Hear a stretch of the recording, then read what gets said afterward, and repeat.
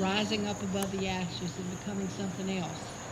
And so we were able to buy this house next door. And I don't know how many of you that have lived in Wilson for a long time know this, but Jean Finner, who was a state legislator, lived in that house. And her daughter is sitting right back here in the black sock. That's Beth Finner Dildy. Beth, wave at everybody, please. Let's give her a big hand. Beth is married to John, who's in the blue shirt. They're my next door neighbors. We all have golden retrievers. But I can feel her mother's spirit in this house sort of kicking me onward when I want to give up. Her mother saying, "Oh, Bobby, you are not giving up. I worked too hard on health care. You are not giving up." And all the neighbors around here knew her too. She was a lovely woman. She worked very hard. She died, 3 years ago? What? And so we miss her tremendously. And I just want to tell you, her spirit is in that house. But it's so interesting to me that when this house burned, we weren't able to rebuild. They wanted $350,000 to rebuild the house.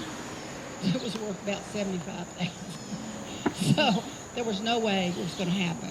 So we moved down the street, and the house is now a law office for 6 months, and rented that at $1,000 a month, which I thought was highway robbery.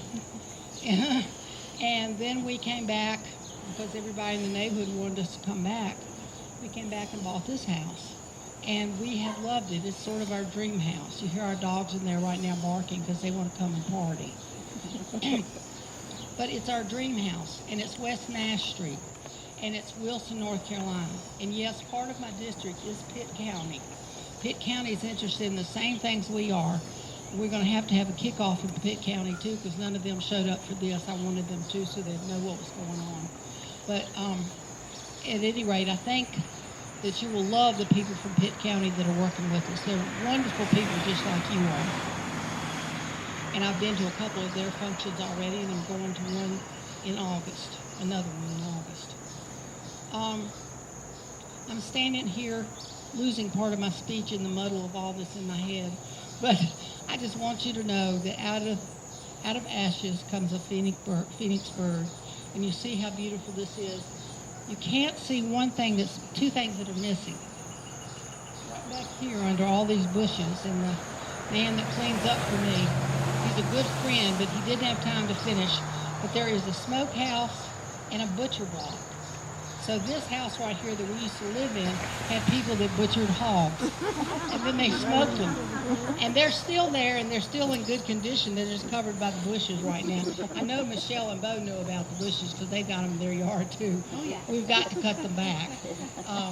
But you'll see them the next time you come here. And we planned, since this has been Ace's dream all along, we have planned to have several more functions here if we can this summer. And next time, the Mosquito Authority people promised me that they will come. They said I just called one day too late, and I'm sorry about that. But do y'all have any questions to ask me? I want you to know that I'm really for education. You know that. I'm for health care, especially mental health care. I want the VA people, the veterans, to be treated fairly.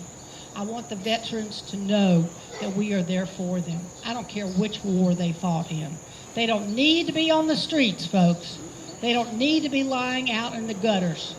We have got to take care of our veterans. We have got to improve the way poor people live. We've got to help the poor people. Help them know that they can go to a free clinic when they're sick. They don't just die on us. They've got to get health care.